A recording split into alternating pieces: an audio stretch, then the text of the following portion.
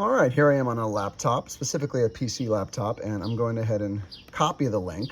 Now you could click on it from an email too, but same thing. So there's the link in a browser. I'm just going to hit enter. And this is what usually pops up. It'll ask you, do you want to open Zoom meetings? It's actually a web application, so you don't need to have the app downloaded. If you want to click on this box to prevent the pop-up from now on, you can do that. I'm going to leave that unclicked for now. Just click on open Zoom meetings. Now, even though it says launch meeting down there, it'll probably just start. Now, it takes long sometimes, so just let it go in the background. There's me, obviously. So I recommend that you turn off your video and your audio when you first enter. And that might change as we get used to it.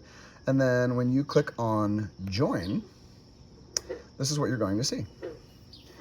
It's going to say the name of the call. Now, it's going to say like group voice lesson or group guitar lesson. Now, it says host has joined. I'm the host. So that's me, the teacher. We'll let them know you're here. I have it set up as a waiting room just so I can let people in as they arrive. Now, once I let you in, this is what will happen. Okay, I have my assistant in the other room hitting go. So there we go. They clicked on the admit button, and this is what will pop up. This is what your screen is going to look like on a laptop when you join. All right. So obviously, you'll notice that there's nothing but a black background. That's where I would be sitting. That's my studio. So I'll have, different camera set up for piano view and all that. Now, from here, let me see if I can get the camera to focus here. Let's talk about the buttons you have down here. So down here in the bottom left corner is your audio.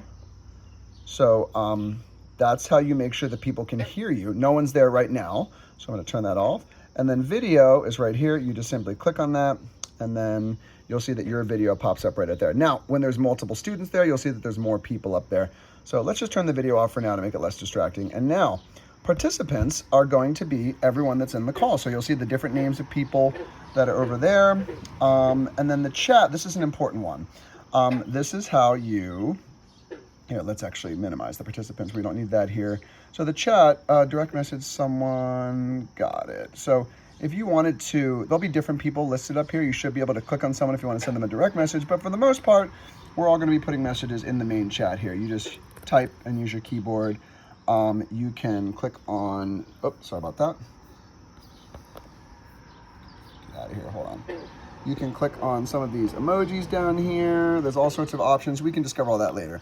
But anyway, that's where the chat will be. You can always close that right over here with the X if you don't want to keep it open. Now, reactions. This is an important one because this is one of the ways you can communicate with everybody there and me.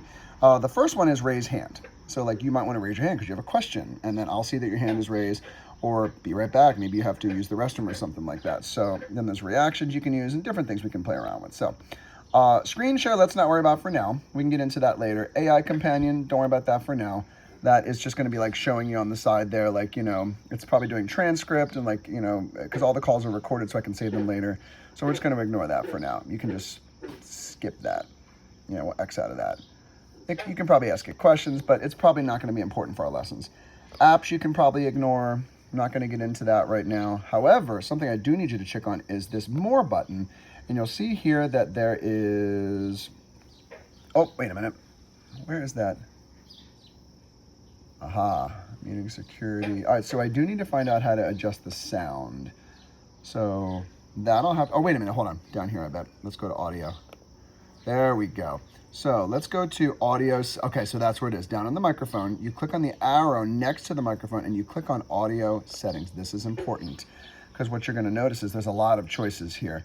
Now, if you scroll down, you're gonna see this is very important. You have to find audio profile, and you're gonna see it says original sound for musicians.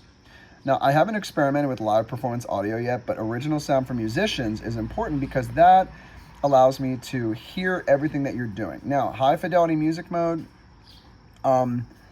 is gonna be important because it's gonna make the music sound better. I would suggest, let's start with doing that. Echo cancellation. So if you're using headphones, you don't have to use this. But if you're not using headphones, recommend you always have this on. Let's not worry about stereo audio for now. And as far as live performance audio, I'm not going to experiment with that yet. But once you click on that, everything should sound much, much better. So once again, and this is where you can also test your microphone if you want as well.